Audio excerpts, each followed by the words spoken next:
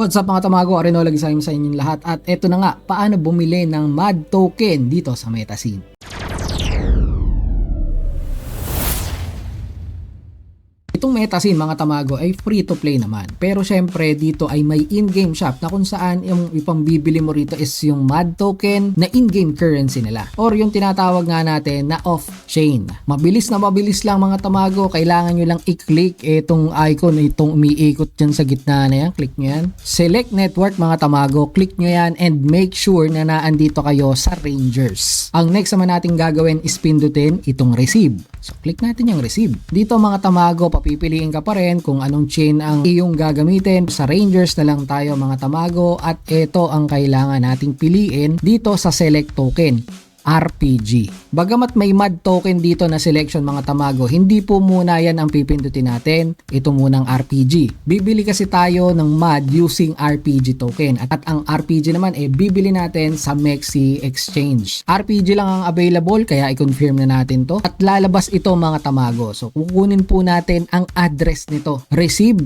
Copy lang natin yan. Click natin and ayun na, copied. As you can see dito sa nasa ibabang screen mga tamago, ito po ay nasa Mexi. So naka-sign in ako dito, kailangan ko lang gawin is pumunta dito sa wallet, i-click ang spot.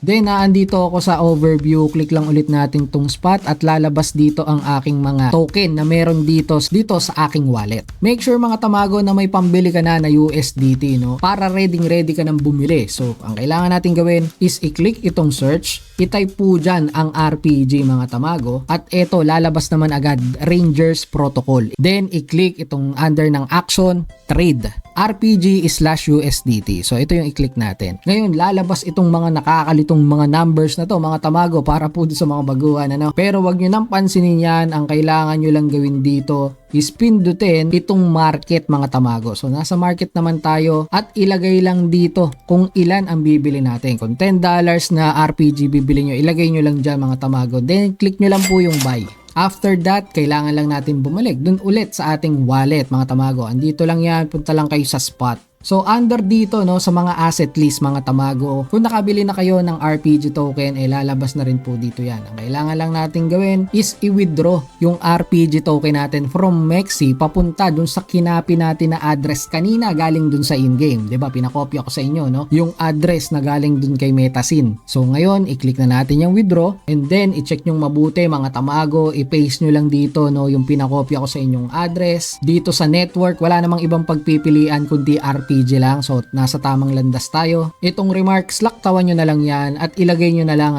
kung ilan ang withdrawin nyo rito papunta dun sa ating game. Then click nyo lang yan submit mga tamago. Kailangan nyo pong i-confirm yung inyong pag-withdraw dun sa inyong email. Ilagay nyo lang ang authentication code nyo dyan at syempre kung naka 2FA kayo rito ilagay nyo rin yung inyong security code na manggagaling naman sa inyong cellphone. So sa akin ang gamit ko ay Google Authenticator. Once na masend na mga tamago, pa-process pa yan, medyo mag-iintay pa kayo. Kailangan nyo lang mag-relax mga tamago at pindutin nyo muna tong back. Abangan nyo po dito sa inyong pitaka no, sa loob ng pinakalaro. Remember mga tamago no, Rangers Network ang ginamit natin. So supposed to be dapat dito po babagsak yan. At etong network natin, Rangers Network. Hindi BSC, hindi Mantle, hindi Ethereum.